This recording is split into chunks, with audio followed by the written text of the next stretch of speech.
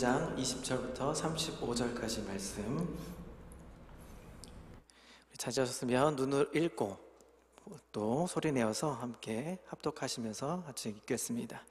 집에 들어가시니 무리가 다시 모임으로 식사할 겨를도 없는지라. 예수의 친족들이 듣고 그를 붙들러 나오니 이는 그가 미쳤다 하밀러라. 예루살렘에서 내려온 서기관들은 그가 바알세불이 짚혔다 하며 또 귀신의 왕을 힘입어 귀신을 쫓아낸다 하니 예수께서 그들을 불러다가 비유로 말씀하시되 사탄이 어찌 사탄을 쫓아낼 수 있느냐. 또 만일 나라가 스스로 분쟁하면 그 나라가 설 수 없고 만일 집이 스스로 분쟁하면 그 집이 설 수 없고 만일 사탄이 자기를 거슬러 일어나 분쟁하면 설 수 없고 망하느니라. 사람이 먼저 강한 자를 결박하지 않고는 그 강한 자의 집에 들어가 세간을 광탈하지 못하리니 결박한 후에야 그 집을 강탈하리라.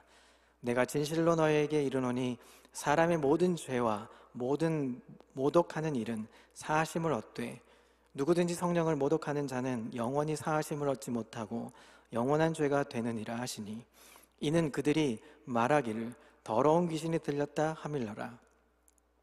그때 예수의 어머니와 동생들이 와서 밖에 서서 사람을 보내어 예수를 부르니 무리가 예수를 둘러 앉았다가 여짜오되 보소서 당신의 어머니와 동생들과 누이들이 밖에서 찾나이다. 대답하시되 누가 내 어머니이며 동생들이냐 하시고 둘러 앉은 자들을 보시며 이르시되 내 어머니와 내 동생들을 보라. 누구든지 하나님의 뜻대로 행하는 자가 내 형제요 자매요 어머니이니라. 아멘. 저는 오늘 이 말씀의 제목을 오직 우리의 기준은 말씀이란 제목으로 함께 은혜를 좀 나누려고 합니다. 영국의 유명한 지성인의 한 사람이 있습니다. 그 이름은 버나드 쇼라는 분이 있습니다. 이분이 영국 사회를 보면서 큰 근심에 빠져 있었습니다. 왜냐하면 사람들이 건강한 비판을 하는 것이 아니라 편견을 가지고 잘못된 비판을 하고 그것으로 영국 사회를 흑과 백으로 나누었기 때문에 이것이 지성인의 눈으로 보면 가슴에 큰 근심이 되었다고 합니다. 오늘 우리 사회도 보면 점점 더 모든 것이 흑과 백 이런 논리를 가지고 또 비판을 위해서 또 비판을 하기 때문에 나라가 좀 더 어지러운 것은 아닌가 생각이 들기도 합니다. 이 버나드 쇼의 유명한 일화가 있습니다. 그 당시 영국의 미켈란젤로, 여러분 화가 아시죠? 미켈란젤로를 좋아하던 사람들은 그 당대 같이 활동했던 로댕이라는 작가를 무척이나 싫어했습니다. 무조건적으로 싫어했습니다. 지성인으로 자처하는 사람들이 로댕의 작품이 어떤 것인지 또 관찰하고 분석해 보지도 않고 무조건 로댕의 작품은 다 싫다고 이야기합니다. 버나드 쇼가 고민 끝에 어느 날 자신의 집에 큰 파티를 열고 그렇게 왜곡되게 비판하는 사람들을 모두 초청했습니다. 한참을 즐기며 즐거워할 때쯤에 버나드 쇼가 이렇게 사람들에게 말합니다. 여러분, 제가 지금부터 아주 놀라운 작품 하나를 소개하려고 합니다. 그리고는 집안에서 그림 작품 하나를 가지고 나옵니다. 그리고는 이 작품을 말하기를 이것은 로댕의 작품입니다. 이 말이 끝나기가 무섭게 로댕을 싫어해서 모였던 모든 사람들이 수군수군 되기 시작합니다. 구도가 왜 저렇냐, 색깔은 왜 그렇게 했냐 하면서 비판을 쏟아내기 시작합니다. 한참을 비판하고 있을 때 버나드 쇼가 다시 말을 건네기 시작합니다. 여러분 너무 죄송합니다. 제가 큰 실수를 범하고 말았습니다. 이 작품은 로댕의 작품이 아니라 바로 미켈란젤로의 작품이었습니다. 이 말에 순식간에 찬물을 끼얹은 듯이 조용해지고 말았습니다. 사랑하는 성도 여러분, 이것을 가리켜 우리는 편견이라고 말합니다. 여러분, 편견은 굉장히 무서운 말입니다. 편견이 가지고 있는 세 가지 특징이 있는데요. 첫 번째, 편견은 오래 간다는 것입니다. 사람의 첫인상 3초면 완성된다고 합니다. 자, 그런데 이 3초면 완성되는 사람의 인상이 몇 년을 가냐면 20년을 간다고 합니다. 마찬가지로 편견을 만들 때는 쉽게 단순하게 편견이 만들어지지만 그 편견이 오랫동안 간다는 게 아주 심각한 문제라는 것이죠. 자, 두 번째 편견의 특징은 바로 사실을 왜곡한다는 것입니다. 여기 A라는 사람이 있습니다. 이 사람이 나쁜 사람으로 한번 눈에 들어오기 시작하면 그가 무슨 말을 해도, 그가 아무리 선한 행동과 바른 말을 한다 할지라도 그대로 받아들여지지 않습니다. 마음 한켠에 스스로 이렇게 말합니다. 나중에 뭔가 꿍꿍이 속셈이 있을 거야 하면서 그 사람의 존재 자체까지도 왜곡시켜버릴 수가 있답니다. 세 번째 편견의 특징이 있습니다. 그것은 이유 없이 미워한다는 것입니다. 저도 있지만 여러분들도 있을 겁니다. 여러분 좋아하는 연예인들이 있으시죠? 저도 좋아하는 연예인 있고 여러분들도 있을 겁니다. 싫어하는 연예인 있을 겁니다. 저도 싫어하는 연예인이 있습니다. 여러분 싫어하는 연예인이 나오면 어떻습니까? 싫어하는 연예인이 나오는 프로그램, 아무리 그 프로그램이 재미있고 드라마가 재미있다 할지라도 그 사람이 나오면 보기 싫습니다. 채널을 돌려버리죠. 사람이 미우면 그 다음부터는 아무것도 보이질 않습니다. 사실 이유 없이 사람을 미워하고 또 미워할 수 있습니다. 그런데 미워하는 것이 그 사람만 미워하는 것이 아니라 그 주변에 있는 사람들까지도 싫어하고 미워할 때가 있습니다. 이것이 우리가 가지고 있는 한계, 또 우리가 가지고 있는 단면, 우리가 가지고 있는 편견의 무서움입니다. 자, 여기 2000년 전에 예수님을 향해서 또 기독교를 향해서 편견을 가졌던 사람들이 있었습니다. 소위 말했던 최고의 지성인이라고 말했던 자타가 공인했던 서기관들이었습니다. 이 사람들이 지금 뭐합니까? 예수님을 공격하기 시작합니다. 자, 본문의 22절을 보겠습니다. 예루살렘에서 내려온 서기관들은 그가 바알세불을 짚혔다 하며 또 귀신의 왕을 힘입어 귀신을 쫓아낸다 하니, 지금 귀신 들렸다고 말합니다. 예수님께서 귀신을 좀 제압하니까 하나님 나라가 임해서 귀신은 쫓겨가고 눈먼 자가 눈을 뜨고 갇힌 자가 해방된다고 분명히 말씀하셨는데 귀신을 쫓아내니까 뭘 합니까? 예수가 지금 귀신 들렸다고 말합니다.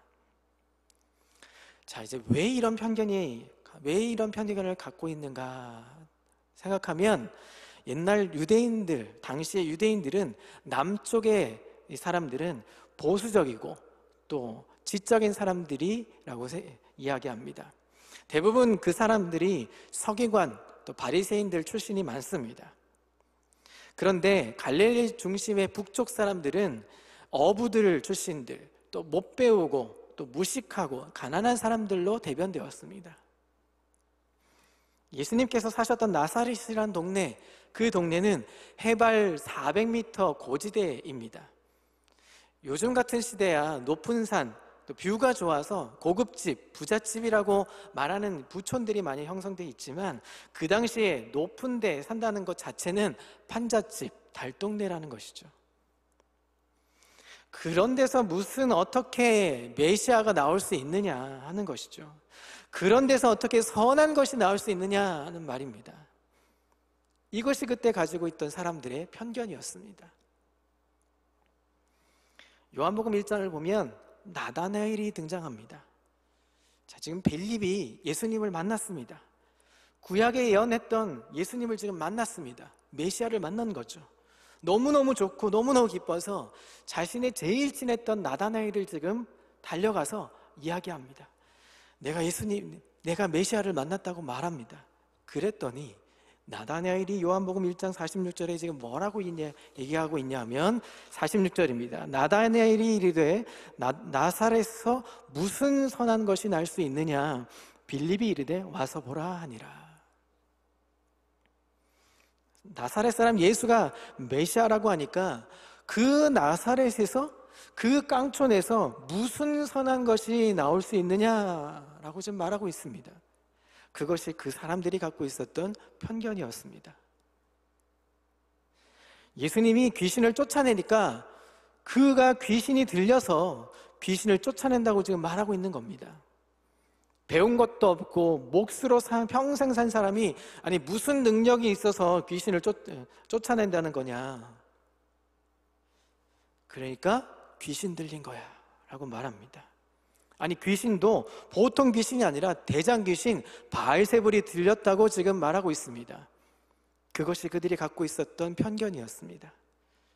아니 그들만 그런 편견을 갖고 있었던 상황이 아니었습니다. 본문 20절 21절을 보겠습니다. 집에 들어가시니 무리가 다시 모임으로 식사할 겨를도 없는지라. 예수의 친족들이 듣고 그를 붙들러 나오니 이는 그가 미쳤다 함이로라. 아니 예수님 친척도 지금 뭐합니까? 예수님이 미쳤다라고 말합니다. 보통 미친 게 아니라는 거죠. 아니 어떻게 목수의 아들이, 평생 배 만들고 가구 만드는 목수의 아들이, 예수 본인도 목수의 일을 했던 사람이 어떻게 하나님의 나라의 일을 말하고 어떻게 메시아라고 말할 수 있느냐 하는 겁니다. 하나님이 어떻게 인간의 옷을 입고 이 땅에 올 수 있느냐라고 말하고 있습니다. 어떻게 지가 뭘 배운 게 있다고 사람을 가르치고 병을 고치고 귀신을 쫓아낼 수 있느냐라고 말하고 있습니다. 그들은 지금 무슨 편견을 갖고 있습니까? 나사렛에서 메시아가 절대로 나올 수 없어, 이런 편견을 갖고 있습니다. 깡촌에서 배우지 못한 사람이 능력을 행할 수 없다, 이런 편견이 가득했던 상황이었습니다. 오늘 이 편견은 많은 사람들이 갖고 있었던 편견 중에 하나였습니다. 어떻게 귀신이 귀신을 쫓아냅니까? 사람이 귀신을 쫓아낼 수 있느냐? 이런 편견을 갖고 있던 것입니다. 오늘 주님께서 이 편견을 깨트리기를 원하셨습니다. 계속해서 본문 23절부터 26절까지를 보겠습니다. 예수께서 그들을 불러다가 비유로 말씀하시되 사탄이 어찌 사탄을 쫓아낼 수 있느냐? 또 만일 나라가 스스로 분쟁하면 그 나라가 설 수 없고, 만일 집이 스스로 분쟁하면 그 집이 설 수 없고, 만일 사탄이 자기를 거슬러 일어나 분쟁하면 설 수 없고 망하느니라. 한 집이나 한 나라가 스스로 내란이 일어나면 살 수 없는데 귀신이 자기들끼리 싸워서 나라가 망하겠느냐? 그렇지 않다라고 말합니다. 자, 그렇다면 귀신을 쫓아내고 귀신의 대장인 바알세불이 쫓아내는 것은 그보다 더 큰 힘을 가진 자만이 가능한데, 그것은 하나님이시다. 결국 예수 그리스도는 하나님이시고 메시아시고 구원자라고 하는 이야기를 예수님 스스로가 이 비유를 통해서 지금 말씀하고 있는 것입니다. 우리를 구원하시기 위해서 낮고 낮은 모습으로, 가장 약한 모습으로 주님께서 이 땅에 오셔서 우리의 모든 삶을 채울하시고 우리가 갇혀있는 사탄의 권세 아래 있는 우리를 구원하시려고, 그분이 오신 메시아로 예수 그리스도 그분이시라는 것을 지금 존재로 증명하고 계시고 말씀하고 있는 것입니다. 우리의 잘못된 편견을 깨기 위해서 지금 말씀하고 있는 것입니다. 사랑하는 성도 여러분, 우리가 상상할 수 없는 일들, 그 일들은 지금 오늘도, 지금 이 순간도 지금 영적 세계에서 일어나고 있다는 사실을 여러분 기억해야 합니다. 내가 이해되지 않는다고 이것이 이해되지 않는 것이고 그것이 사실이 아니라는 것이 아니라 내가 이해할 수 없는 것들이고, 많은 경우는 이것이 편견 때문에, 내가 갖고 있는 편견 때문에 진짜 깊은 하나님의 은혜 안에 들어가지 못할 때가 많다는 사실을 여러분 기억하십시오. 더 큰 충격이 일어나는데, 이런 토론을 하고 있을 때 갑자기 한 사람이 예수께 이런 말을 합니다. 예수여, 당신의 어머니와 당신의 동생들이 당신을 지금 찾고 있습니다. 지금 왜 찾고 있습니까? 소문에 아들이 미쳤다고 소문이 났으니까 너무너무 지금 부끄러워서 예수를 붙들고 집에 데려가려고 지금 앞에 와 있습니다. 주님이 아셨죠? 그때 예수님께서 아주 더 큰 충격적인 말씀을 쏟아내십니다. 33절부터 35절까지 보겠습니다. 대답하시되 누가 내 어머니이며 동생들이냐 하시고 둘러앉은 자들을 보시며 이르시되 내 어머니와 내 동생들을 보라. 누구든지 하나님의 뜻대로 행하는 자가 내 형제요 자매요 어머니이니라. 엄청난 충격적인 말씀을 하시죠. 자, 한번 잘 들어보십시오. 누가 내 어머니냐는 거죠. 누가 내 형제냐는 겁니다. 누가 내 진정한 자매냐라고 지금 다시 반문하십니다. 여러분, 이 말씀을 오해하지 마십시오. 지금 가족관계를 깨트리고자 하시는 말씀이 아닙니다. 혈연관계가 무시되어야 한다는 것을 말하고자 하는 것이 아닙니다. 예수 믿으면 이 더 이상 형제관계가 없어진다는 것을 이야기하고 있는 것이 아닙니다. 이것을 잘못 해석하면 이단이 됩니다. 그래서 이단들이 자기 교회, 자기 말을 안 듣는 가족들을 다 물리치고 지금 나오라고 말합니다. 가정을 뛰쳐나오라고 얘기하죠. 잘못된 겁니다. 이 본문을 잘못 해석한 것입니다. 주님이 지금 가족관계를 깨겠다, 부모 자식 관계를 깨겠다, 혈연관계를 깨겠다 이야기하는 것이 아니라 이 혈연관계, 가족관계보다 더 높은 차원의 하나님 나라의 개념을 정의하고 계신 것입니다. 바로 영적 가족 개념을 지금 설명하고 말씀하고 있는 것입니다. 지금 땅에 있는 가족관계, 우리가 알고 있는 가족관계로 이해하고 있는 것을 가지고 하나님 나라, 장차 천국에 가면 어떤 일이 일어날지 우리에게 지금 보여주고 있는 것입니다. 지금 당신은 예수님이 초기 단계, 사역의 초기 단계이기 때문에 예수님의 동생들과 형제들이 지금 예수님이 말씀하신 이야기를 도무지 이해하지 못했습니다. 나중에 예수님께서 부활하신 후에야 그 동생이었던 야고보는 야고보서를 기록했고 유다는 유다서를 기록하고 사도의 반열에 올라갑니다. 그때서야 예수님께서 하신 영적인 개념의 가족이 무엇인지 그때서 이해하게 되었죠. 오늘날도 많은 사람들이 자신들의 이성적인 한계를 가지고 영적인 것을 이해하지 못한다고 비판하는 사람들이 너무나 많습니다. 그 모든 것 자체가 다 편견인 것입니다. 그 편견을 걷어내지 않으면 우리가 하나님 나라에 들어갈 수가 없습니다. 사도 바울이 눈에 비늘이 벗겨지듯이 예수 만난 다음에 비늘이 벗겨진 다음에 영의 눈이 열려져서 하나님 나라를 보았고 그가 평생 사도로 살아갔던 것처럼 우리의 눈에도 인간적인 비늘이 다 벗겨져야 합니다. 그게 벗겨지지 않으면 하나님 나라를 이해할 수가 없습니다. 자, 누가복음 20장에 보면 부활을 부인했던 사두개파 사람들이 등장합니다. 이해할 수 없었습니다. 이들은 지성인들이었습니다. 이성적으로, 합리적으로, 과학적으로 증명되지 않은 것은 다 이해할 수 없는 것입니다. 어떻게 사람이 죽었다가 살아날 수 있습니까? 아니, 어떻게 부활이 가능합니까? 불가능하다. 부활은 없다. 이렇게 말합니다. 여러분, 이 자기의 주장이 강한 사람은 항상 자기 주장을 합리화하기 위해서 나름의 자기의 이 이론을 만듭니다. 그래서 그들이 만든 이론이 무엇인가 하면 잘 들어보십시오. 이렇습니다. 자, 어떤 남자와 어떤 여자가 만나서 결혼을 했습니다. 그런데 이 남자가 아이를 못 낳고 자식을 못 낳고 죽은 겁니다. 그러면 이제 부인이 그 시동생과 결혼을 해야 합니다. 이것이 유대인의 계대 혼인법인데, 이 둘째 동생이 결혼을 했는데 자식을 못 낳고 죽습니다. 셋째 동생과 이 부인이 형수와 결혼을 해야 했습니다. 결혼했는데 셋째 동생도 아이를 못 낳고 죽습니다.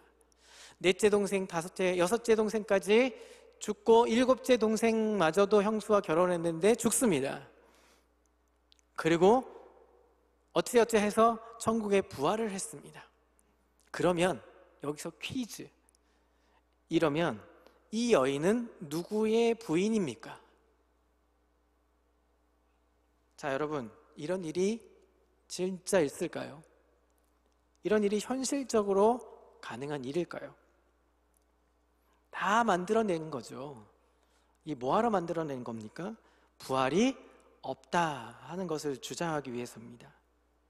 자신들의 편견을 깨면 부활이 보일 텐데, 그것을 깨부수기 위해서, 부활이 없음을 증명하기 위해서 오히려 비합리적인 예화를 만들어서 예수님께 도전을 하고 있습니다. 이 얘기가 제 얘기가 아니라, 제가 만들어낸 얘기가 아니라 성경의 이야기입니다. 누가복음 20장에 이 얼토당토한 얘기가 이 사두개파 사람들에게 나온 이야기입니다. 지성인이라고 말했던 사람들의 이야기입니다. 그래서 예수님이 대답을 하십니다. 20장 34절에서 36절까지 이렇게 대답을 하십니다.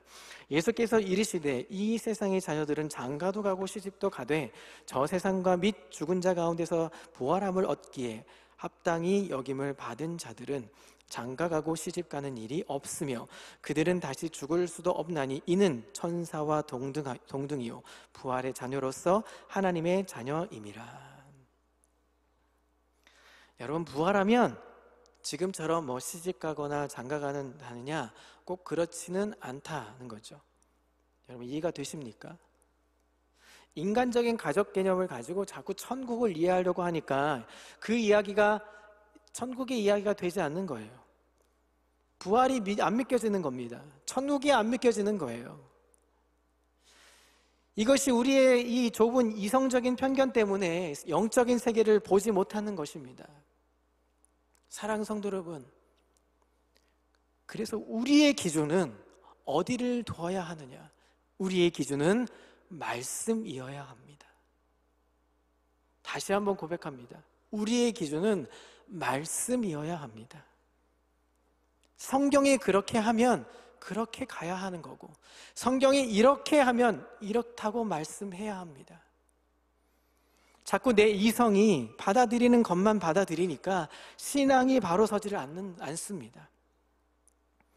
그 이성의 편견을 뛰어넘지 않으면 성경의 말씀이 온전히 살아있는 말씀으로 나에게 다가오지 않습니다. 우리에게 또 다른 편견이 하나 있습니다. 그것은 우리의 신앙의 편견입니다. 자, 성도님들, 요즘 우리 대한민국 사람들, 우리 성도님들 최대 관심사, 여러분 관심사가 무엇입니까? 서울대 소비 트렌드 분석센터가 매년 연말쯤 되면 다음 연도에 다음의 트렌드를 분석해서 발간을 합니다. 책으로 발간하는데, 내년 트렌드 코리아 2021이라는 책이 발간되었는데, 그 책이 제목이 이렇습니다. 카우보이 히어로. 앞자를 따서, 영어 스펠링을 앞자를 따서 카우보이 히어로라는 것을 이니셜을 붙였습니다. 그래서 날뛰는 소를 길들여내는 능숙한 카우보이처럼 이라는 풀이를 하면서 하나하나 이렇게 나열을 했던 책을 보았습니다. 그 중에 Y, 카우보이의 Y, 그 Y에 풀어서 설명한 것이 있는데, Y는 뭐냐면 Your Daily Sporty Life, 오늘 하루 운동, 줄여서 오하운. 자, 여러분 가족끼리 예배를 드리시고 있죠? 자, 옆에 있는 분들에게 오하운, 이 단어가 이제 여러분들 주변에서 많이 듣게 될 단어 중에 하나입니다. 코로나 바이러스로 여러 가지 삶의 변화가 찾아옵니다. 건강이라는 단어 자체는 예전이나 지금이나 많이 대두되는 단어 중에 하나입니다. 그런데 그 관심사가 요즘은 더 많이 남녀노소 할 것 없이 어린아이와 뭐 노년에 할 것 없이 남녀노소 누구에게든 이 건강, 오늘 하루 운동, 하다못해 시계도 요즘 스마트 시계가 발달돼서 운동을 해야 하는, 운동을 가르쳐주는 뭐 이런 이것들이 발달되면서 건강을 더 챙기는 모습을 보여줍니다.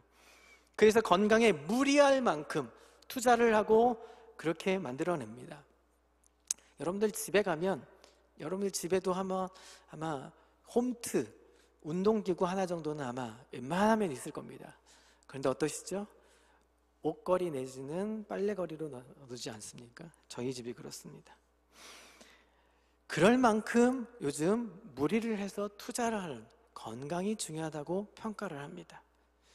왜냐하면 그게 우리의 핵심 가치의 하나이기 때문입니다. 자, 이제 본문을 한 번 더 들여다보겠습니다. 20절을 보겠습니다.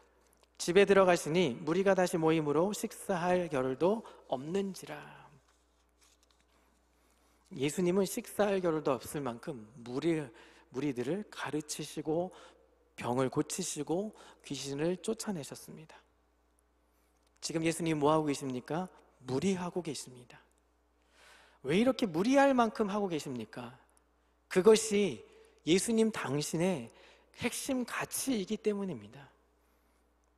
그것이 그분의 삶의 이유고 목적이 되기 때문입니다. 자, 사랑하는 성도 여러분, 여러분의 핵심 가치는 어디에 두고 계십니까? 여러분의 핵심 가치는 무엇입니까? 참 많이 유감스럽게도 많은 그리스도인들은 예수님의 헌신, 주의 종들의 헌신, 아무개 선교사님의 헌신, 많은 주변의 헌신자들에 대한 이야기를 많이 합니다. 그러나 정작 자신의 헌신에 대해서는 관대할 만큼 적당히 합니다. 균형 잡힌 신앙, 뭐 이런 신앙을 얘기할 때, 건강한 신앙을 말할 때 적당히 하는 것이 성경의 신앙의 균형이라고 말하지 않습니다. 균형 잡힌 신앙이라고 이야기하면 적당히 하려고 중립을 지키려고 합니다. 어느 정도 선을 그어놓고 내가 손해보지 않을 만큼, 내 시간이 빼앗기지 않을 만큼, 내가 피곤하지 않을 만큼, 내가 구속당하지 않을 만큼 적당히 선을 그어놓고 그렇게 하는 것을 균형 잡힌 신앙이라고 생각합니다. 착각입니다. 그건 적당히 하는 것이지 균형 잡힌 것이 아닙니다.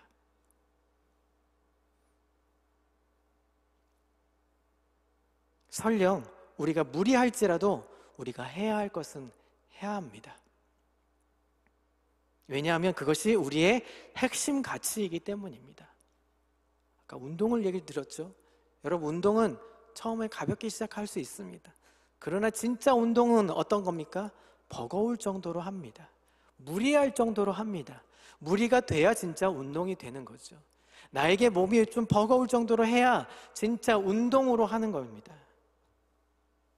그게 우리의 핵심 가치이기 때문에요. 조금 더 솔직하게 들어가 보겠습니다. 우리의 자녀들을 우리는 공부를 시킵니다. 학원도 보냅니다. 시집도 보내고 장가도 보냅니다. 무리할 만큼 빚을 내면서까지도 할 때가 있습니다. 왜 그렇게 합니까? 우리의 가치관, 우리의 핵심 가치가 그곳에 있기 때문입니다. 그런데 주를 위해서 헌신할 때는 적당히 합니다. 깊이 들어가면 광신자라고 불려질까 봐요. 그러고는 한 발 뒤로 뺍니다. 그런데 성경은 그렇게 말씀하신 곳이 단언컨대 단 한 곳도 없다는 게 문제입니다. 주님은 말씀하십니다. 마태복음 6장 21절에 내 보물이 있는 곳에 내 마음이 있다. 천국을 말씀하시면서, 천국 보복을 말씀하시면서 물질이 어디에 있는가라는 것을 설명합니다. 여러분, 물질이 어디에 가 있습니까? 마가복음 15장에 보면 과부의 두 렙돈 이야기가 나옵니다. 보통 사람이 볼 때는 그 돈은 큰 돈은 아닙니다. 그런데 과부에게는 전 재산, 엄청난 가치의 돈입니다. 모든 것과 같다고 말합니다. 그걸 헌금했다는 것은 무리했다는 것입니다. 그런데 주님은 그것을 무리했다고 표현하지 않습니다. 아름답다고, 믿음이라고 말합니다. 사르밧 과부가 아이들과 함께 가뭄이 계속되자 더 이상 양식이 없어서 밀가루통을 박박 긁습니다. 마지막 한 끼도 채 되지 않는 가루를 반죽을 해서 이건 먹고 죽을 작정이었습니다. 그런데 그때 마침 엘리사 선지자가 길을 지나갑니다. 내가 배가 고프니 먹을 것이 없느냐? 사르밧 과부가 하는 말이 지금 보시다시피 이것이 제 마지막 양식입니다. 이것을 자식에게 해주고 이제 저희들 죽으려고 합니다. 엘리사 선지자가 뭐라고 합니까? 그거 자식 주지 말고 구워서 날 좀 줘. 아마 요즘 이런 신방 가서 이런 얘기를 하면 뉴스에, SNS에, 유튜브에 아마 난리 날 겁니다. 이런 사꾼, 이런 악질. 그런데 과부는 구워서 엘리사 선지자에게 줍니다. 그리고 약속대로 축복했더니 그 가정에 밀가루통에 밀가루가 차고 넘치는 역사를 보여줍니다. 성경은 그것을 헌신이고 믿음이라고 말합니다. 여러분 오해하지 마십시오.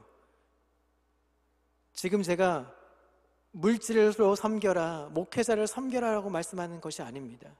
많은 목회자들이 이런 본문을 가지고 오용해서 헌금 설교하고 축복 설교했습니다.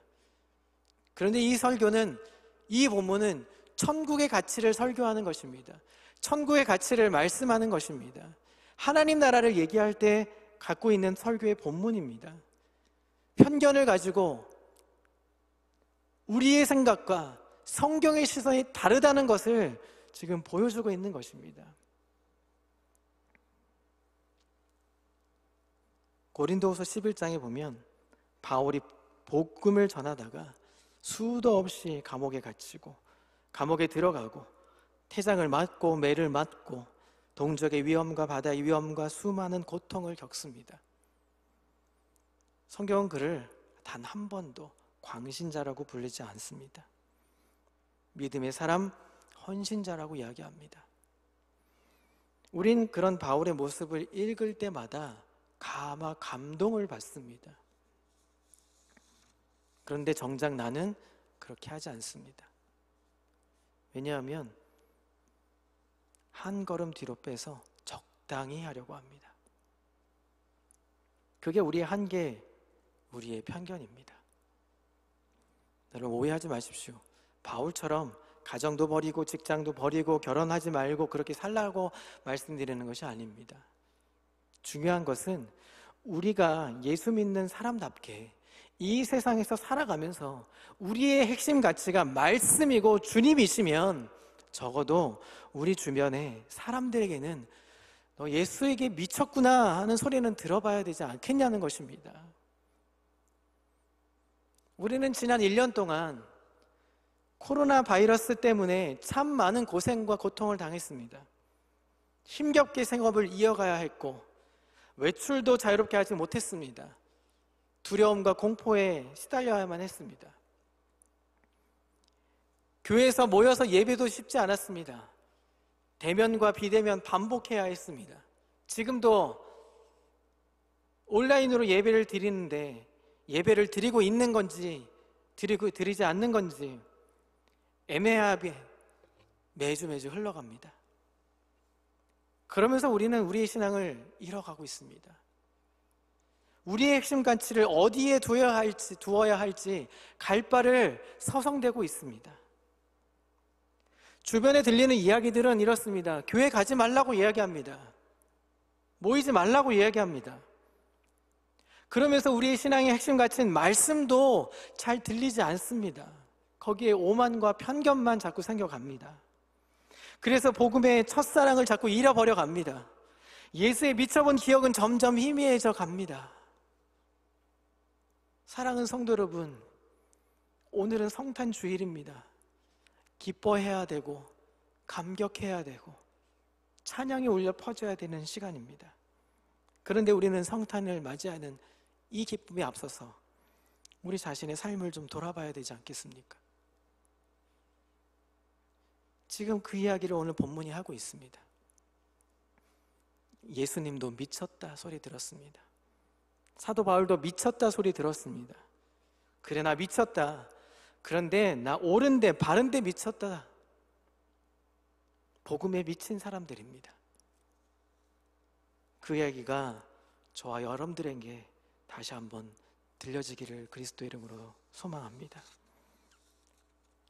사랑하는 성도 여러분, 이제 1년을 마무리하고 새 한 해를 준비하는 시점입니다. 우리 이제 다시 한번 결단해야 되지 않겠습니까? 주님께서 라오디게아 성도들에게 이렇게 말씀하십니다. 요한계시록 3장 16절에 내가 이같이 미지근하여도 하여 뜨겁지도 아니하고 차지도 아니하니 내 입에서 너를 토하여 버리리라. 차든지 덥든지 미쳐보라는 겁니다. 이것도 아니고 저것도 아니고 예수 믿는 것도 아니고 안 믿는 것도 아니고 그렇게 하지 말고 한번 미쳐보라는 겁니다. 이것도 저것도 아닌데 하나님께서 아무것도 할 수 없어서 내친다는 거죠. 그러면 누군가는 이렇게 만문할 겁니다.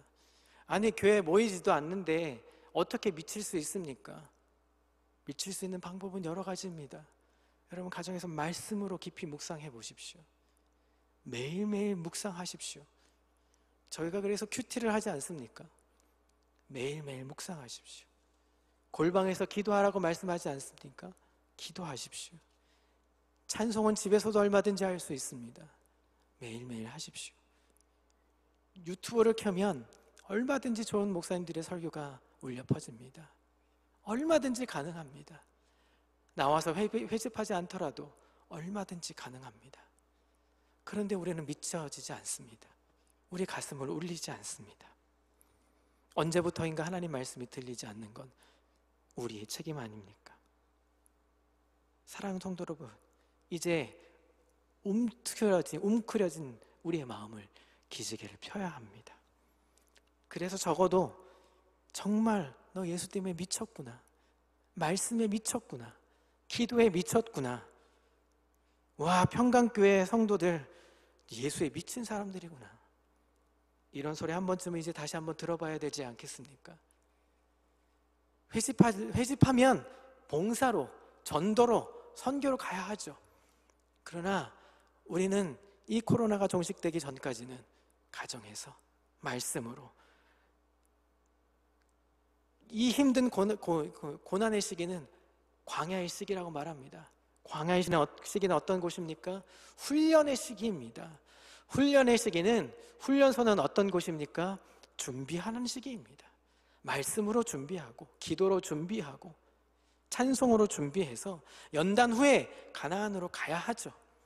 선교도 가야 하죠. 전도도 해야 하죠. 우리가 회집해서 더 많은 부흥을 일어나야 하죠. 그때를 준비하기 위한 것입니다. 하나님은 절대 그냥 내버려 두시지 않으십니다. 아, 나 힘든데요. 아니요. 코로나는 언젠가 종식될 것입니다. 종식될 겁니다. 그때로 우리는 대비해야 합니다. 그래서 일어나야 합니다. 우리는 이 땅에 오신 예수님이 증명하시지 않습니까? 그분은 낮고 천한 모습으로 오셨습니다. 조용하게 오셨습니다. 많은 사람들이 할렐루야 할렐루야 하지 않고 조용한 모습으로 이 땅에 오셨습니다. 그러나 그분은 우리를 구원하러 오셨습니다. 그분은 우리와 함께 하십니다. 임마누엘 하나님, 그분이 우리와 함께 하셔서 우리를 도우시고 우리와 함께 하십니다. 사랑하는 성도 여러분, 이제 우리의 잘못된 편견은 깨부수십시오. 그리고 다시 한번 예수에 미쳐 보십시오. 예수의 복음에 미친 자, 예수의 복음에 빚진 자 되어서 말씀이 중심이 된 삶을 한번 살아보십시오. 교회만 다니는 썬데이 신자가 아니라 미친 자 예수쟁이가 한번 되어보시지 않겠습니까? 다시 한번 그 자리로 돌아가서 말씀으로, 우리의 기준이 말씀인 자리로 한번 돌아가 보시기를 그리스도의 이름으로 축복합니다. 오늘은 성탄주일입니다. 성탄의 참된 기쁨, 참된 복음, 그리스도의 이 땅에 오심이 어떤 의미로 오시는지를 점검하고 감사와 기쁨의 성탄주일 한 주간에 그 은혜로 채워가는 믿음의 사람, 평강인들이 다 되시기를 그리스도의 이름으로 축복합니다. 기도하겠습니다. 하나님 아버지, 감사합니다. 이 땅에 낮고 천한 모습으로 오셨지만 우리를 구원하시기 위해서 진정한 메시아로 오신 예수 그리스도, 그분을 맞이합니다.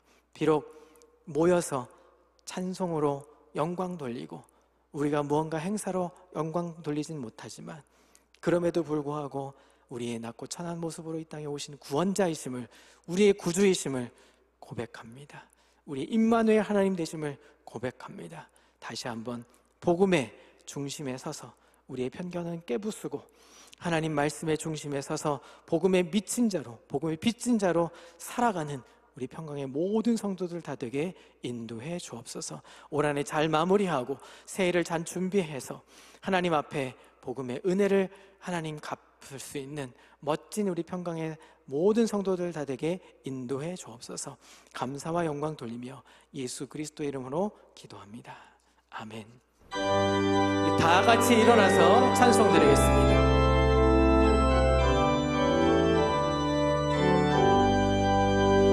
오 베들레헴 작은 볼, 너 잠들었느냐? 별들만 높이 빛나고 잠잠히 있으니 저 놀라운 빛 지금 캄캄한 이 맘에 온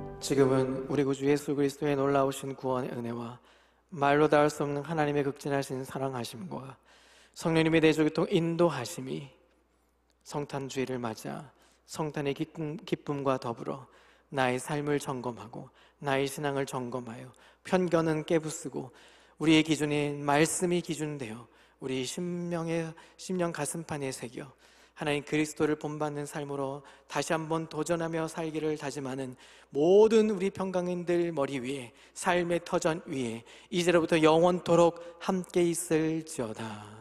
아멘.